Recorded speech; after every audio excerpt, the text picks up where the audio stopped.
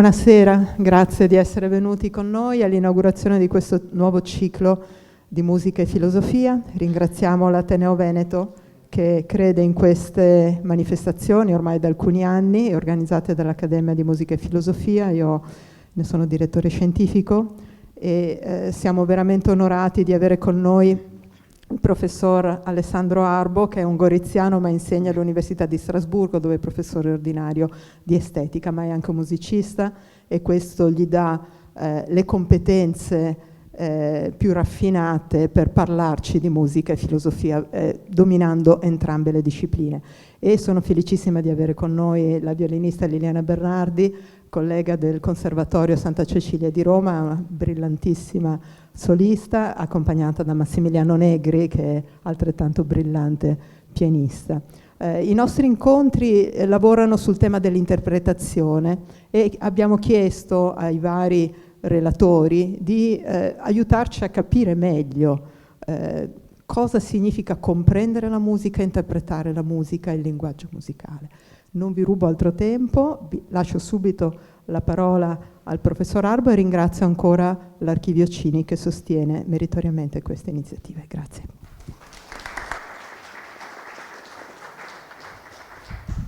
Bene, buonasera e dunque a mia volta ringrazio Letizia Michelon per questo invito in questa bella istituzione, l'Ateneo Veneto e poi la Fondazione Cini e tutti quelli che hanno contribuito a organizzare questo incontro.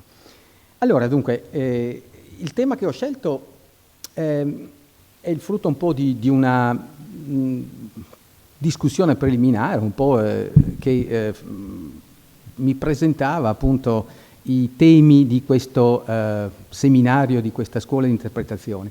E mi sembrava che se c'è un autore che è andato dritto al tema che ci interessa, questo autore è Ludwig Wittgenstein, filosofo, come sapete, austriaco, che ha scritto di musica, che ha parlato di musica, che ha affrontato in maniera, direi, proprio centrale questo tema.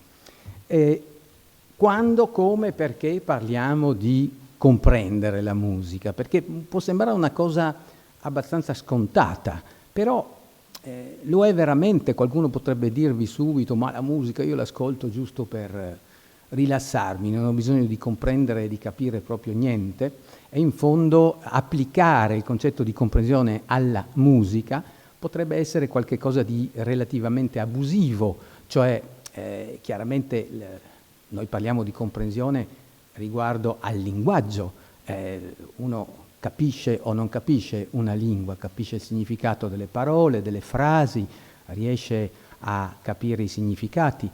Vale la stessa cosa anche in musica? Questa è la domanda di fondo, appunto, di questa riflessione che vorrei proporvi attraverso l'opera di Wittgenstein. Allora, Wittgenstein, qualche cenno biografico, questo meraviglioso salotto che vedete, era il salotto di casa Wittgenstein. Il filosofo era figlio di uno degli industriali più ricchi e influenti della Vienna dell'epoca, Karl. La famiglia era numerosa e era non solo industriale ma era mecenate, e nel suo salotto, anche grazie alla moglie che era pianista, una brava pianista, invitava musicisti del calibro di Brahms, per esempio, Mahler, Bruno Walter e altri. Quindi, per dirvi, siamo in un ambiente proprio molto molto molto alto, un milieu che, come dire, che si è trasformato nel caso di Wittgenstein in una specie di sogno di diventare a un certo punto direttore d'orchestra. Non lo è diventato, ha suonato poi un po' il clarinetto, ma la sua strada era un'altra. Ecco qua vedete un po' in questa curiosa fotografia i due fratelli. Dunque, quello a destra è Ludwig, è il piccolo Ludwig, e quello a sinistra è Paul, che è famoso per un'altra ragione, perché qui lo vedete dopo la guerra perse un braccio e chiese a dei musicisti di scrivergli delle composizioni per un pianista che ha un solo braccio, e è lì che alcuni musicisti scrissero delle opere divenute anche molto celebri, tra queste il concerto per la mano sinistra di Ravel, che fu scritto appunto per Paul. Ma a destra vedete Margaret, la sorella, dipinta da Klimt, quindi per dire siamo proprio in un ambiente molto molto elevato. Ecco, allora il tema della comprensione musicale in un certo senso, come dire, è un interrogativo che attraversa un po' tutta l'opera di Wittgenstein e fa la sua comparsa qua e là, non lo tratta mai in maniera sistematica né in maniera estesa.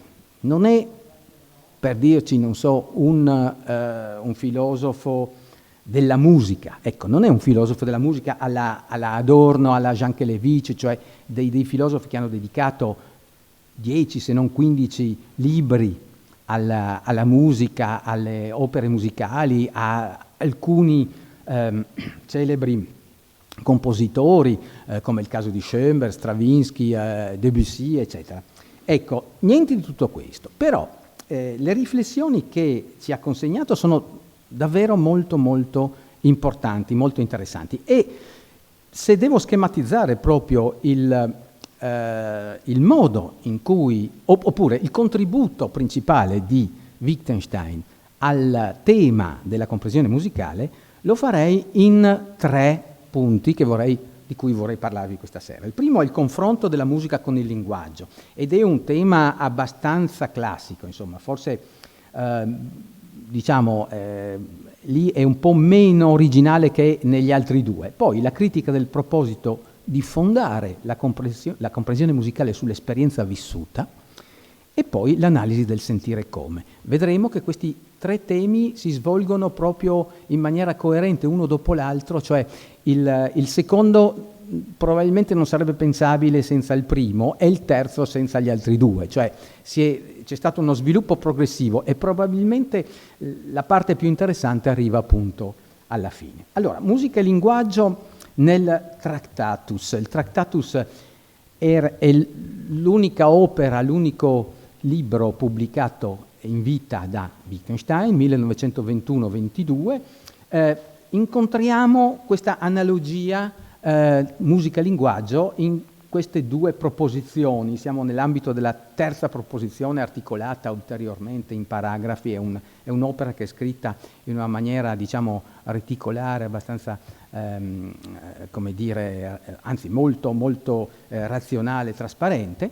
Allora, la proposizione, dice Wittgenstein, non è un miscuglio di parole, come il tema musicale non è un miscuglio di suoni. La proposizione è articolata. E poi il disco fonografico, il pensiero musicale, la notazione musicale, le onde sonore stanno tutti l'uno con l'altro in quell'interna relazione di raffigurazione che sussiste tra linguaggio e mondo. Ad essi tutti è comune la struttura logica. Cosa vuole dire con queste frasi un po' sibilline? Allora, la prima cosa, direi che l'esempio, la prima frase, mostra che la comprensione dipende in qualche modo dalle nostre capacità di cogliere un legame, cioè c'è un altro passo nei quaderni dove Wittgenstein chiarisce un po' questa idea. I quaderni sono dei testi scritti durante la Prima Guerra Mondiale. Era impegnato sul fronte Wittgenstein, e i quaderni poi di questa riflessione, il risultato, diciamo, della ripresa di questi quaderni è quest'opera qui, il Tractatus. Nei quaderni dice: per chi non ha orecchio, ecco, chi non ha orecchio è portato a credere che la melodia sia soltanto un miscuglio di suoni, cioè che siano messi insieme come se si potesse semplicemente unire una cosa all'altra senza che ci debba essere nessuna, come dire, connessione logica. Non è così, c'è una struttura logica sotto, c'è una forma di raffigurazione. E allora, che cosa ci dice di interessante la seconda proposizione? Dice semplicemente che esistono diverse realtà che stanno in analogia una con l'altra. Pensate per esempio alla notazione rispetto alla musica udita, al suono. In che rapporto sta è un rapporto che è stato definito attraverso alcune regole specifiche. Uno può pensare che ci sia una specie di connivenza tra le due, cioè che una nota scritta corrisponde necessariamente, automaticamente a un suono. Non è così. Bisogna conoscere, come sappiamo tutti, la regola o la legge che fa sì che quel segno corrisponde a quella nota. Questo vuol dire che, per riuscire a vedere nella partitura l'immagine di quello che è un brano musicale, è necessario possedere una chiave che è determinata dalle regole della grammatica musicale. Allora, c'è questo programma un po' ambizioso, nei quaderni prende questa forma, gli dice: i temi musicali sono in un certo senso proposizioni, la conoscenza dell'essenza della logica porterà quindi alla conoscenza dell'essenza della musica. Ecco, il personaggio che vedete a sinistra non è Wittgenstein, ma è un personaggio che si è avvicinato molto a questo pensiero, è un musicologo che si chiama Hugo Riemann, che sosterrà proprio l'idea di una realtà musicale che può essere ricondotta a una specie di spazio logico, nel quale i suoni si troverebbero in rapporto reciproco. Allora, che dire di questo programma? Un programma ambizioso. Ah sì, quello che vedete sotto è un tonnetz, cioè una raffigurazione del passaggio, da un'armonia all'altra, che è stata elaborata oggi a partire della teoria di Riemann. Questo per dirvi soltanto che questo tipo di ricerca esiste ancora oggi in musicologia ed è ancora praticato. Il mio amico Moreno Andreatta ha sviluppato tutta una teoria matematica del tonnetz fondata su quest'idea, di spazio logico, Invece Wittgenstein a un certo punto a questa idea, al contrario, ci rinuncia. Perché ci rinuncia? Che cos'è l'essenza della musica, questa cosa che passa lì così in maniera un po' sibillina?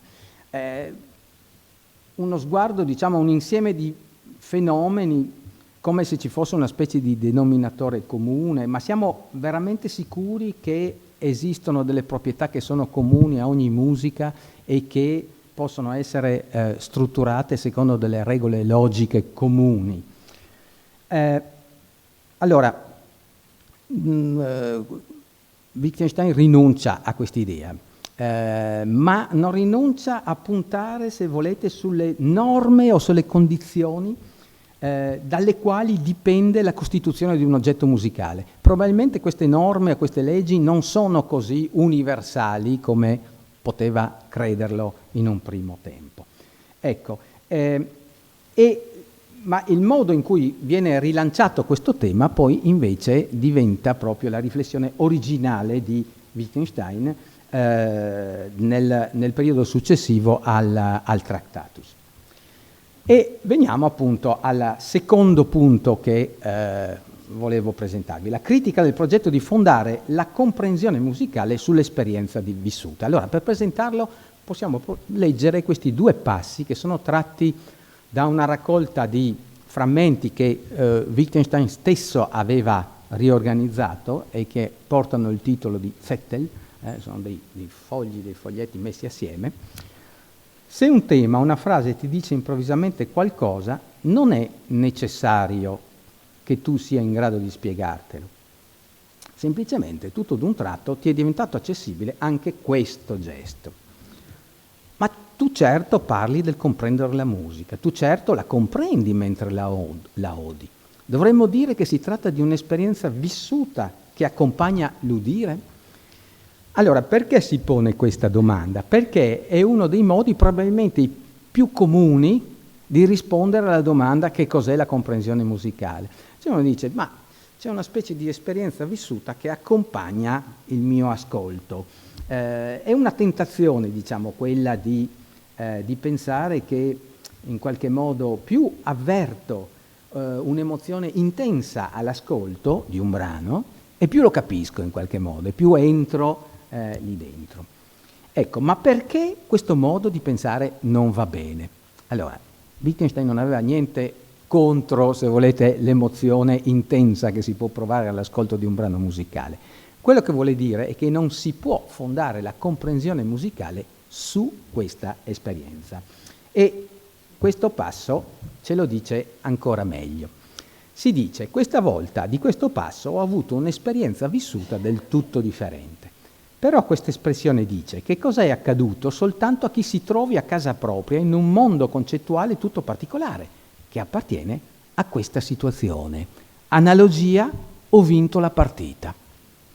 Cosa c'entra la partita qua dentro e di quale partita si tratta? Secondo me è un esempio magnifico, perché adesso cerco di spiegarvelo sicuramente con un esempio che non aveva in mente Wittgenstein, forse aveva in mente le carte, gli scacchi, non lo so che cosa.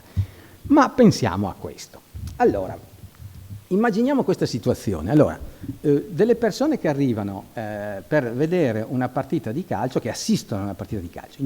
Allora, a un certo punto è la finale, non so, Italia-Francia, c'è un tiro finale e la palla va nella rete e una grossa parte dello stadio esulta, un'altra parte si dispera. E sono emozioni forti, cioè, perché uno vede, quello si è messo a piangere, l'altro si è messo a urlare di gioia, eccetera. Adesso immaginate una persona che non sa nulla, ma voglio dire assolutamente nulla, di calcio, praticamente un marziano, però che è lì e che in quel momento assiste a questa cosa. È stupito, dice: ma cosa è successo? Cioè, perché tutta questa gente esulta? E allora cercherà di capire, cioè rivivrà quella scena, cioè dice: aspetta, il pallone è entrato lì dentro, sì, deve essere fantastico quel pallone che si muove là dentro, tac, va a finire. Ma perché proprio in quel momento tutti hanno esultato di gioia e altri si sono disperati? E qual è la risposta? La risposta è molto semplice. Noi siamo già entrati in un sistema di regole, di norme, che fanno sì che in quel momento abbiamo capito che la partita è vinta.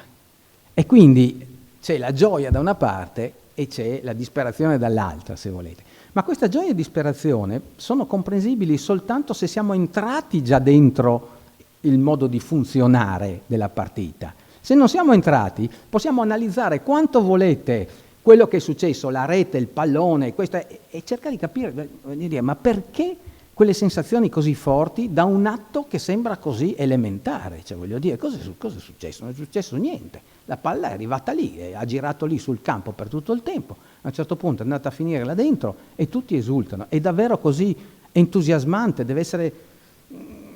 Allora, vedete perché questo tema è importante? Ci fa capire che in qualche modo dobbiamo imparare delle regole, o soprattutto dobbiamo imparare ad applicarle e a seguirle.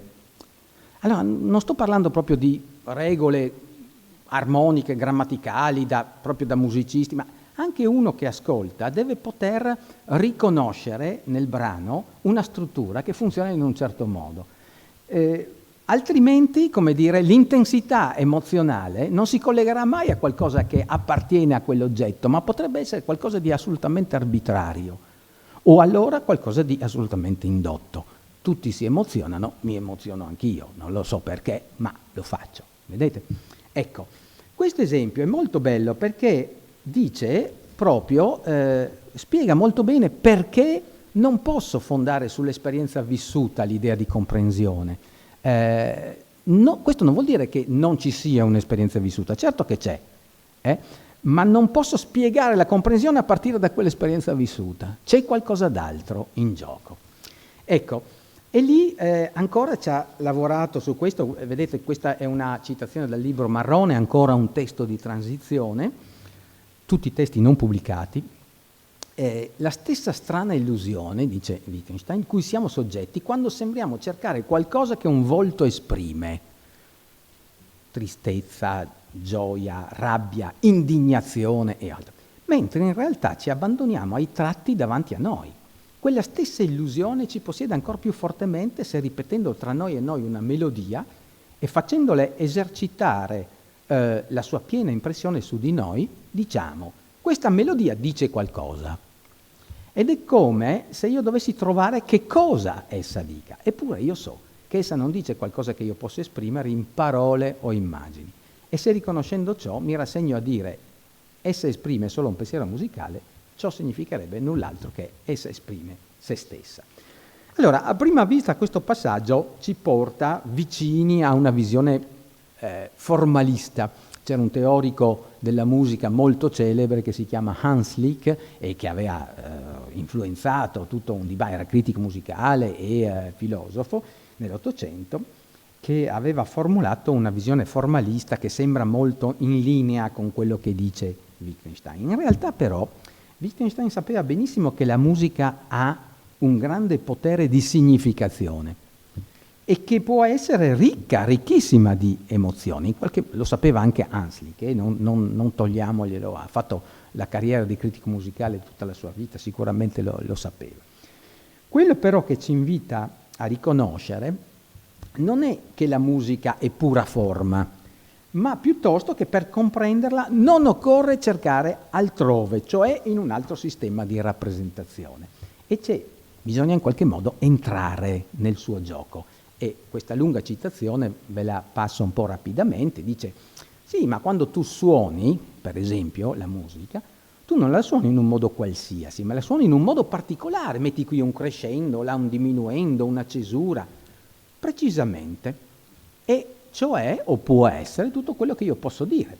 Infatti, in certi casi io posso giustificare, spiegare l'espressione particolare con cui la suono mediante un paragone, come dico, per esempio, a questo punto del tema ci sono 2 punti, oppure questo è, per così dire, la risposta a quello che veniva prima. Un musicista fa regolarmente questo tipo di riflessioni. Quando prepara un brano dice: ma guarda, lì mi sembra come se fossero 2 punti, insomma, ecco, e lì c'è una risposta a qualcosa, eccetera, no? E così, per esempio, sul tempo. Allora, uno dice: vabbè, come devi suonare questa melodia? Non è così che va suonata, è così piuttosto, e la fischio in maniera differente. Allora, vi parla di fischiare la melodia perché era un asso di questa cosa, pare che sapesse fischiare interi cicli di Schubert a memoria, cioè tutta la Winterreise, c'era il pianista vicino e lui fischiava. Ecco, allora, e uno si dice: ma in che cosa consiste conoscere il tempo nel quale va eseguito un brano musicale?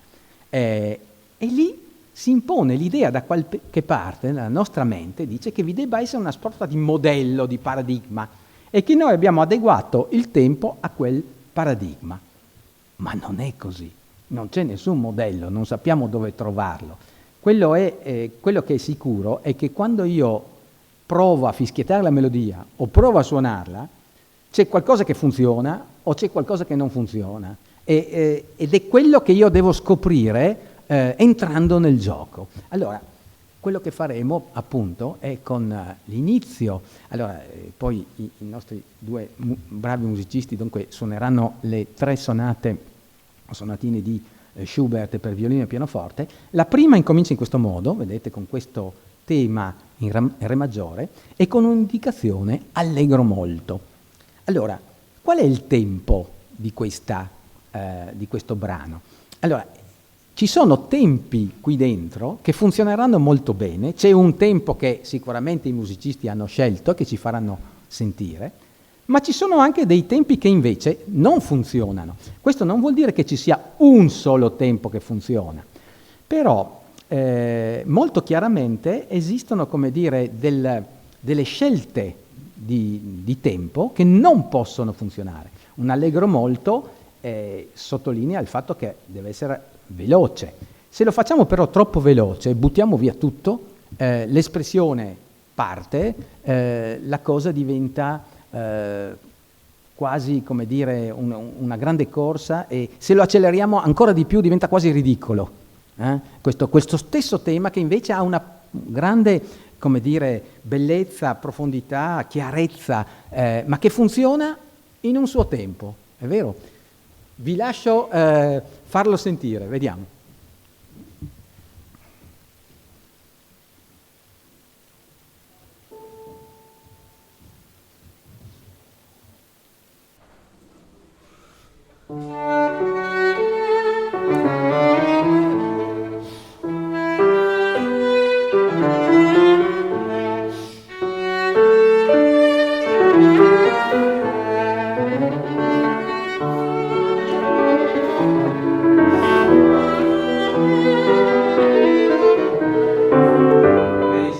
Ecco, questo è il tempo che voi avete scelto per questo allegro molto. Allora, come vedete, diciamo, è un allegro molto che però è tenuto in maniera tale da poter far venire fuori dei piccoli crescendo, diminuendo, per far sentire bene il fraseggio.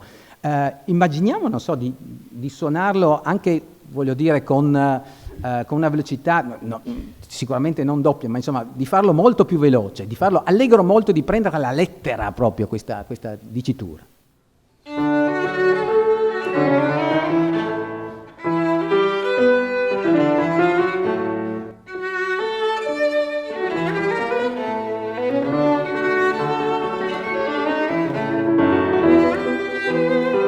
Vedete come si perde tutto questo tema. Cioè, diciamo, allora, che cosa vuol dire comprendere questo inizio? Vuol dire trovare, scegliere, provare, entrare nel gioco fino a trovare il tempo giusto, perché poi voglio dire, hanno scelto un tempo, poteva essere anche molto più lento, voglio dire. Vediamo che cosa succede se viene, ecco.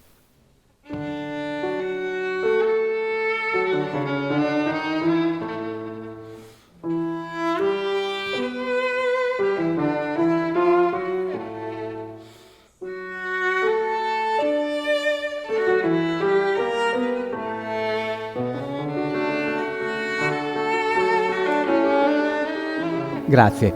Allora, lì lo avete proprio...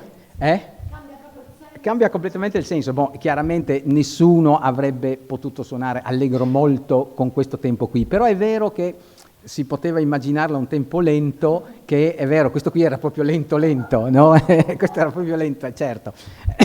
Quindi l'espressione di questo brano cambia completamente e la scelta di un tempo è soltanto uno degli elementi, però è un elemento che denota, mostra una comprensione.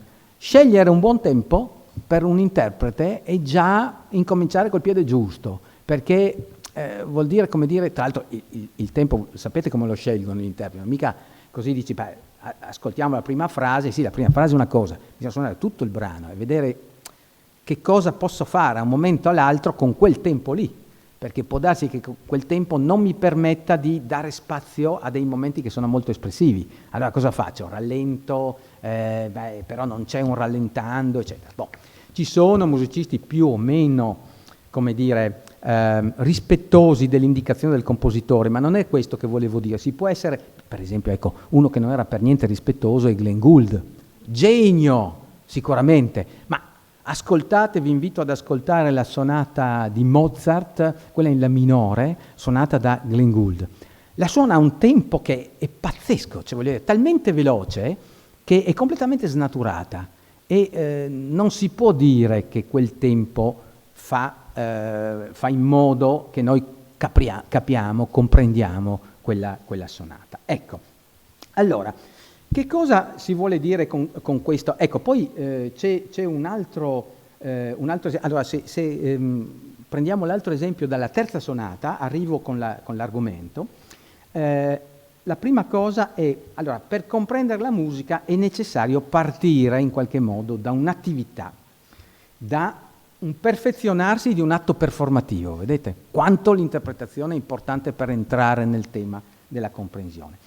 Quindi cogliere il significato di una melodia, in fin dei conti, può voler dire saperla rendere in un certo modo, con un crescendo là, un diminuendo là, il modo in cui la suoniamo o la fischiettiamo, far venire fuori una certa morfologia. Poi in alcuni passi Wittgenstein dice: pensa che è un valzer e lo suonerai correttamente. Allora, in genere i valzer non hanno bisogno di queste indicazioni, cioè sono chiari, però ci sono dei brani che sono un po' al limite, cioè voglio dire un tre quarti, ma come devo suonarlo? Se penso che un valzer può funzionare meglio. Oppure, per esempio, questo suonalo come un'introduzione, oppure suonalo come un tema.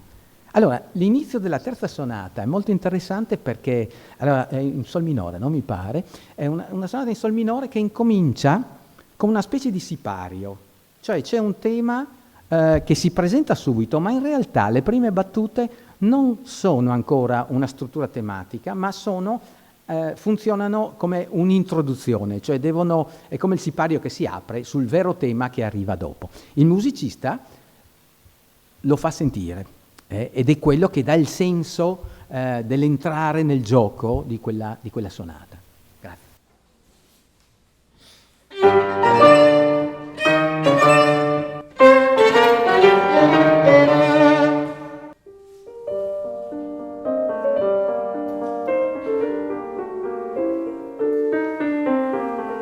Ecco, vedete che il tema incomincia appunto enunciato dal pianoforte, c'è però all'inizio i due strumenti che sono all'unisono, insomma che suonano assieme e che lo enunciano molto chiaramente, però questo enunciare si ferma e funziona molto chiaramente come un sipario che si apre sul discorso musicale che incomincia dopo queste battute. Allora, la difficoltà lì, per esempio, è cercare di e cercare di far sentire appunto l'introduzione.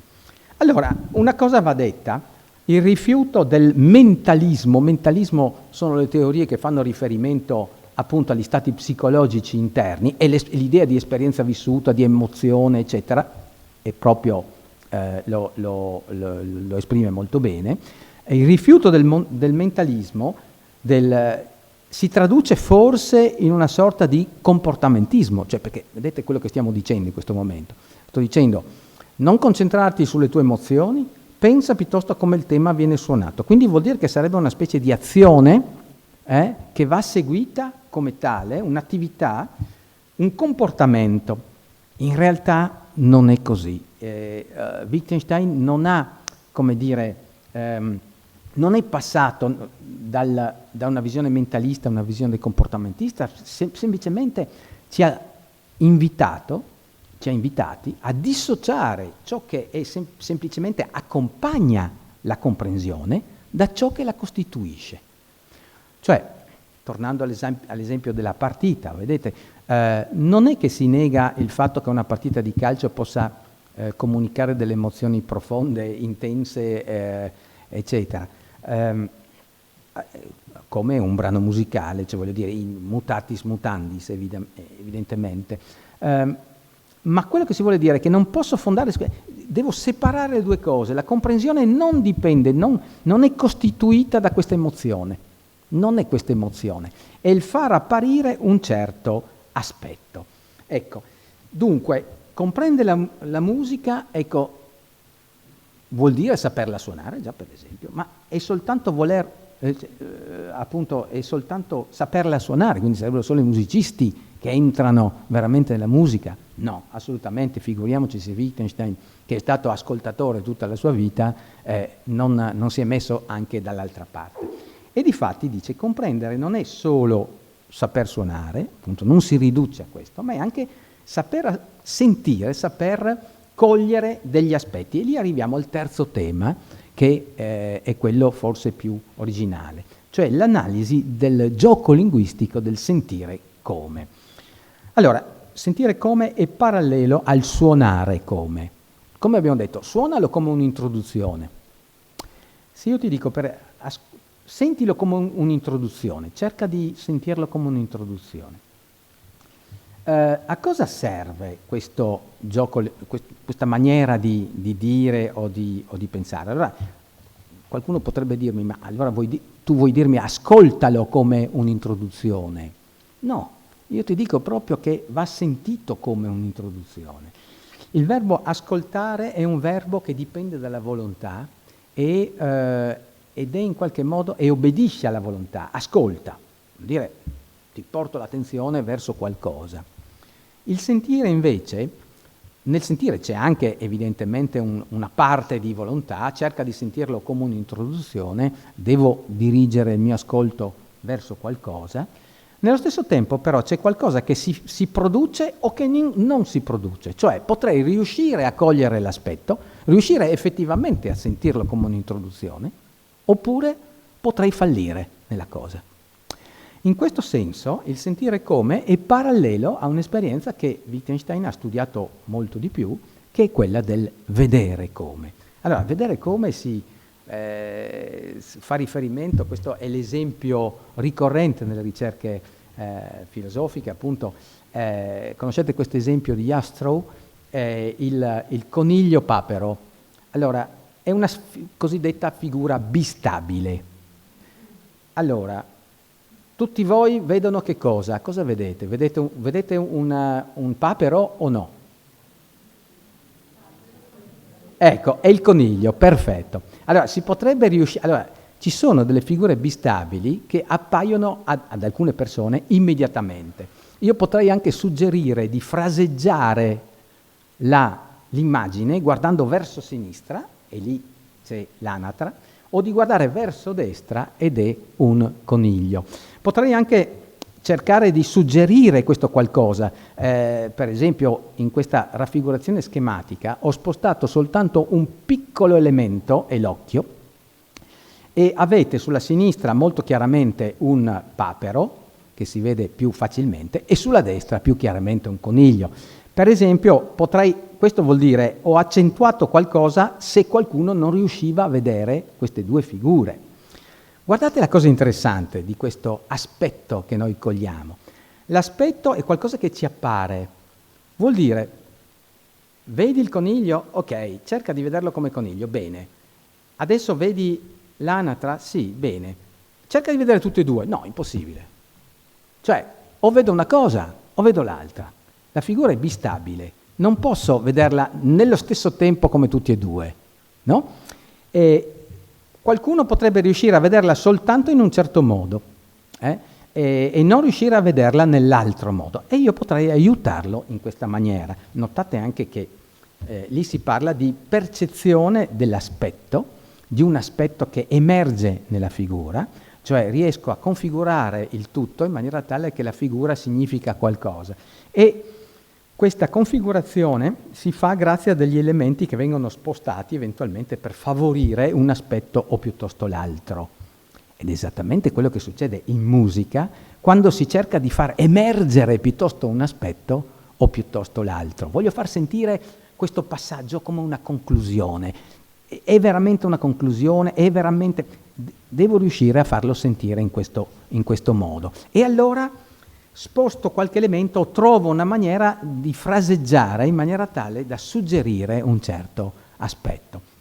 Allora, la percezione che è in gioco in questo tipo di vedere, in questo sentire, viene definita da Wittgenstein in poi percezione aspettuale, cioè la capacità di cogliere degli aspetti. Guardate, c'è questo passaggio di questo grosso manoscritto che si intitola il Big Typescript.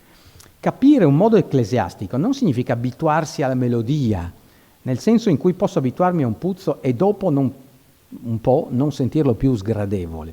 Significa invece udire qualcosa di nuovo che prima non avevo ancora udito, come in maniera del tutto analoga, vedere improvvisamente come un tutto caratteristico i 10 trattini che prima avevo potuto vedere soltanto come 2 volte 5 trattini, o come vedere di colpo spazialmente il disegno di un cubo che prima potevo vedere soltanto come un ornamento piatto. Ve li raffiguro qui, guardate. Se voi guardate a sinistra e vi tappate gli occhi sulla parte destra, potete avere l'impressione che si tratta di una figura diversa, che è un ornamento piatto, giusto? E poi guardate a destra e dice, ah no, è un cubo. Cioè ho visto la profondità, quella profondità che non riuscivo a cogliere magari se guardavo solo A, attraverso B adesso riesco a vederla. Vedo che non è un ornamento piatto, non è una stella, come dire, ma è un cubo. E i trattini, allora li suggerisco, allora dico semplicemente, se li presento in questa maniera, vedo come 2 coppie di 5 trattini. Quelle 2 coppie di 5 trattini potrebbero essere 10 trattini che vanno pensati assieme. Quando uno suona o quando uno ascolta la musica fa proprio questo, cioè mette insieme delle melodie che sono delle successioni di note, sono slegate, ecco proprio anche se dovessimo tornare a quelle melodie che abbiamo ascoltato, ci sono delle sezioni dentro che hanno delle legature, ma non posso sentirle come separate, cioè devo riuscire a coglierle nella sua unità. E lì uguale, cioè voglio dire, devo riuscire a cogliere l'aspetto. Quell'aspetto emerge se la melodia viene suonata al tempo giusto, a un tempo che fa emergere questo aspetto e se funziona appunto nel suo insieme, appunto come configurazione. Allora c'è l'esempio del modo ecclesiastico. Allora questo qui è un esempio che io ho sottoposto a una classe di studenti, di un centinaio di studenti, e ho chiesto se doveste, diciamo, proporre un'analogia in una puntuazione del discorso verbale rispetto a questo passaggio, mettereste punto e virgola o mettereste un punto? Cioè c'è una conclusione o non c'è una conclusione? Andiamo ad ascoltarlo.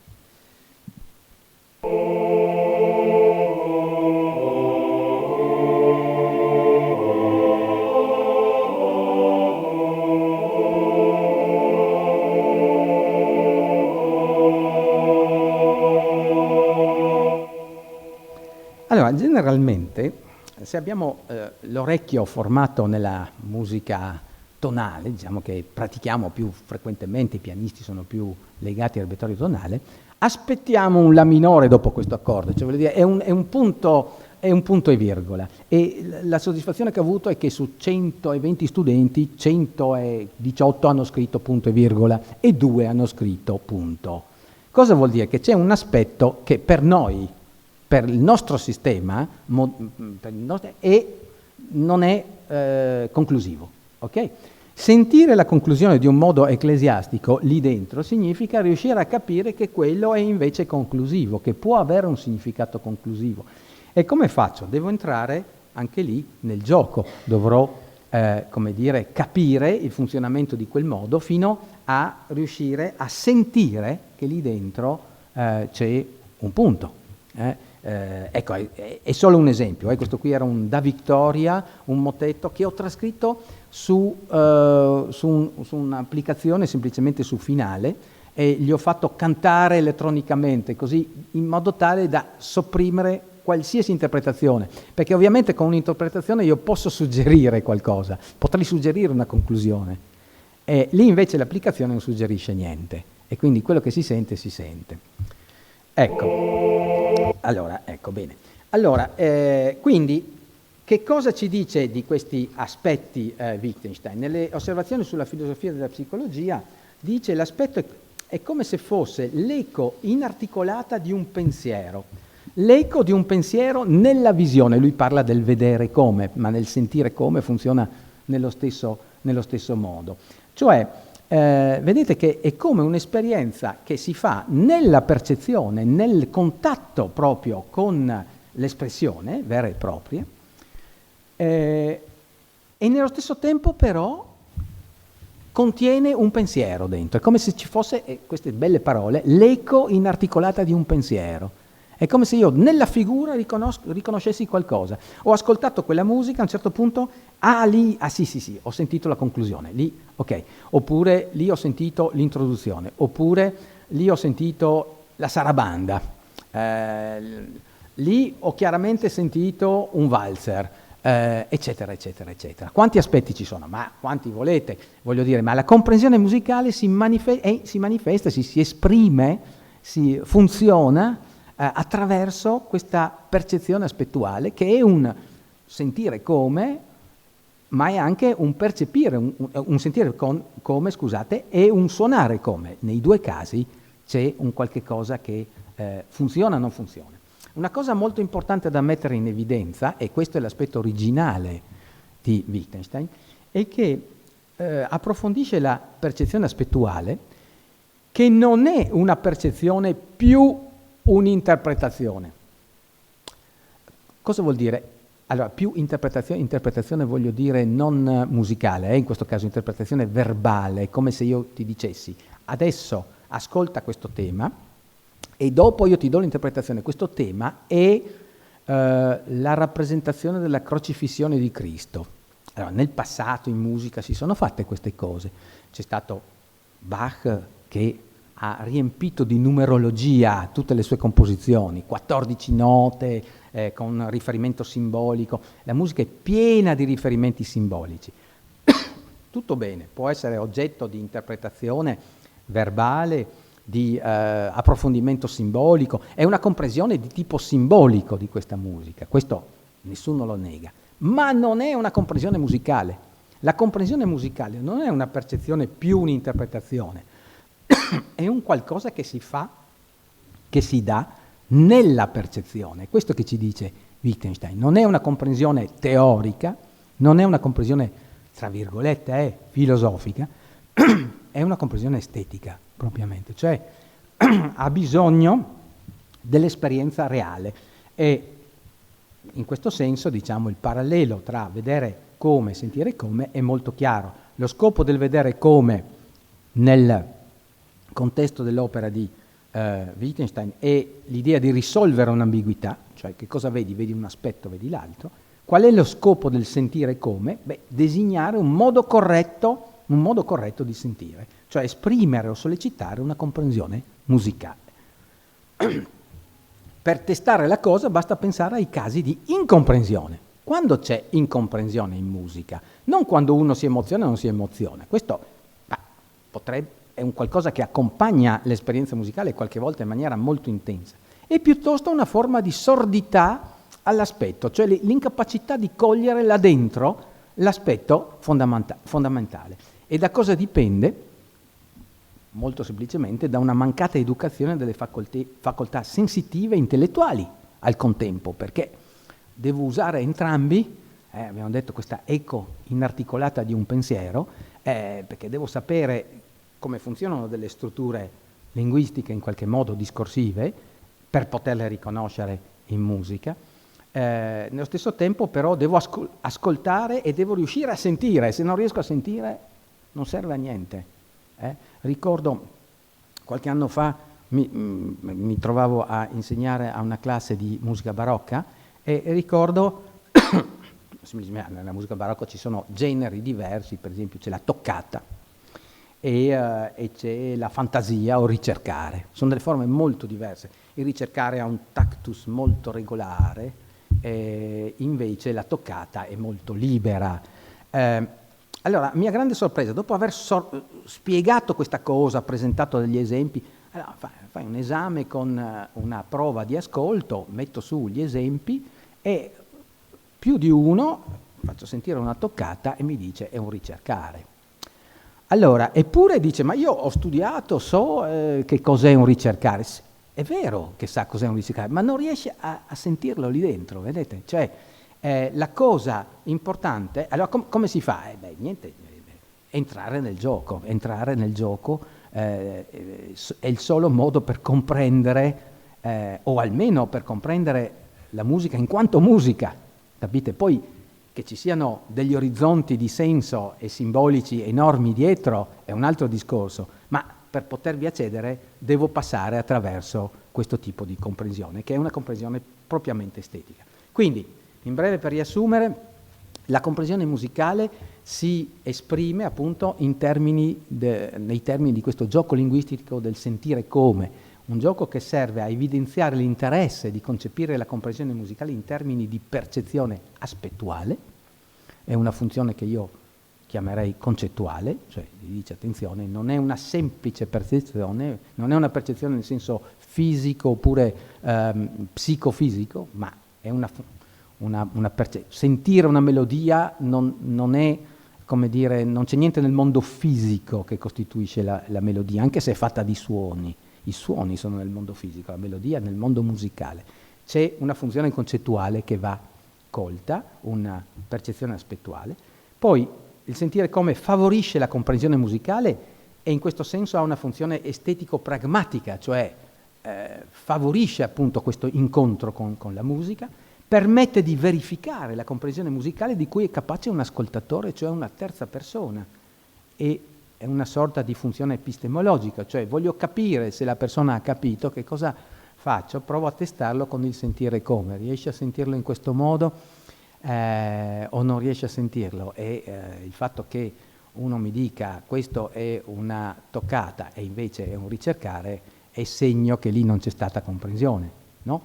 E poi aiuta a testare i casi musicalmente ambivalenti, questo non l'ho spiegato molto, devo dire il vero, ma è una funzione sperimentale che ha anche il sentire come, che ho molto sviluppato in questo testo, dove ho anche sviluppato un po' tutti i temi che vi ho presentato questa sera. Non è per farvi pubblicità, è un libro ormai di 10 anni fa ed è scritto pure in francese, quindi voglio dire, ma comunque insomma era per dire, vabbè, io ho riflettuto su questo tema e l'ho sviluppato appunto in questo testo. Trovate sicuramente tante cose molto buone anche in italiano. Grazie.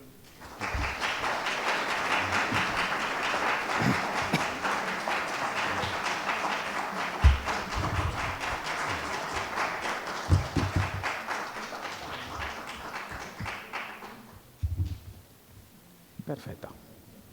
Allora, così.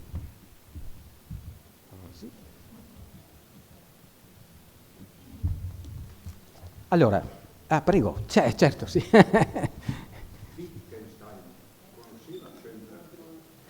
Allora, Wittgenstein era un grande conservatore in musica. Sì. Come messaggio, Sì. la musica non è un insieme di suoni. Sì. Ha un suo paradigma. Certo. Noi abbiamo determinati paradigmi per interpretarla, per conoscerla, ancestralmente suoni sono diventati musica, da un battere di tamburi a qualche accordo.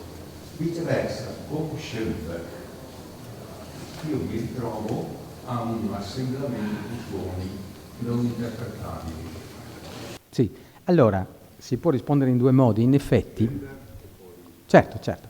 Allora, il riferimento è molto preciso, dunque Schoenberg che cosa ha fatto? Ha immaginato il sistema di 12 suoni della gamma cromatica in una successione che non possa suggerire, diciamo, dei riferimenti tonali, e ha detto incominciamo a strutturare la composizione in questo modo. Allora, tutto dipende naturalmente da quello che possiamo immaginare rispetto a questo tipo di esperienza. Cioè, comprendere la musica di Schoenberg significa riuscire ad afferrare la serie e a percepirla nella sua unità? Probabilmente, con tutta probabilità no. Perché se è proprio qualcosa di immaginato, diciamo, in termini più neutri possibili, è la serie dodecafonica, cioè non deve suggerirci un riferimento di tipo tonale, e andiamo al di là delle leggi della tonalità classica. Quindi da questo punto di vista, a quel livello non c'è comprensione, cioè questo modello non potrebbe applicarsi a Schoenberg. Però bisogna tenere presente di una cosa: Schoenberg non credo che avesse questa ambizione di dire la comprensione da questo momento in poi consiste nella capacità di cogliere e di sentire la serie dodecafonica. La serie dodecafonica è una struttura che serve, è una struttura generativa, cioè io posso condurre un discorso in maniera non tonale, facendo suggerire in modo diverso quello che voglio fare. Per esempio, nei pezzi dell'opera, allora cos'è, la 23 o la 11, penso sia la 23 per pianoforte, c'è a un certo punto un brano tutto dodecafonico, ma che funziona un po' come un valzer, e che ha un andamento da valzer. Ecco, lì potrebbe, la percezione di un aspetto potrebbe funzionare, cioè quello che si tratta di cogliere non è tanto in questo caso il legame tra le note nella struttura dodecafonica, ma un aspetto che emerge a un livello diverso. Non è a caso che nella musica dodecafonica emergono aspetti che prima non si sentivano. Nella musica di Webern, per esempio, i pianissimi impalpabili, oppure la tensione che si fa su note che sono nel suono pianissimo, e questa famosa melodia di timbri, cioè il fatto di passare da uno strumento all'altro facendo immaginare all'orecchio che c'è una continuità temporale attraverso timbri diversi. Queste sono scoperte di aspetti che sono eccezionali, cioè voglio dire che si prestano ancora a un tipo di comprensione come quella di cui ci parla Wittgenstein. Però, ripeto appunto, dipende dal livello al quale lo si fa valere. Ci sono in realtà nell'interpretazione di Wittgenstein diversi modelli C'è chi lo ha accostato effettivamente a Schoenberg dicendo tutti e due erano nell'idea di una logica musicale, e ci sono altri che lo hanno allontanato all'infinito. Roger Scruton, per esempio, filosofo inglese, britannico, che ha scritto tutto un bel volume di Aesthetics of Music, molto fondato sul modello wittgensteiniano. Per lui nella dodicafonia non c'è assolutamente comprensione, cioè va al di là delle possibilità di comprensione, quindi è un passo troppo lungo, Quindi si possono in fondo vedere le due cose, ecco. Adesso, se dobbiamo andare verso i gusti musicali di Wittgenstein, è chiaro, era un gran conservatore, cioè per lui la Wiener Classic era favolosa, cioè voglio dire Mozart, Beethoven, Schubert, e aveva già difficoltà, con Mahler aveva difficoltà, già con Brahms anche, no? Dunque, per dire, insomma, siamo su un modello veramente molto chiaro e strutturato, insomma, di discorso musicale. Vabbè, questi però separerei due cose. Una cosa sono i suoi gusti musicali, una cosa è quello che ci ha detto sulla comprensione musicale, che forse può essere applicato anche a una musica che a lui non piaceva, ecco. Non lo so se mi sono spiegato, ecco. Grazie. Allora, purtroppo ho fatto molto tardi, c'è ancora una domandina rapida oppure passiamo al concerto? Benissimo. Allora, grazie ancora e benvenuti ai musicisti. Bene.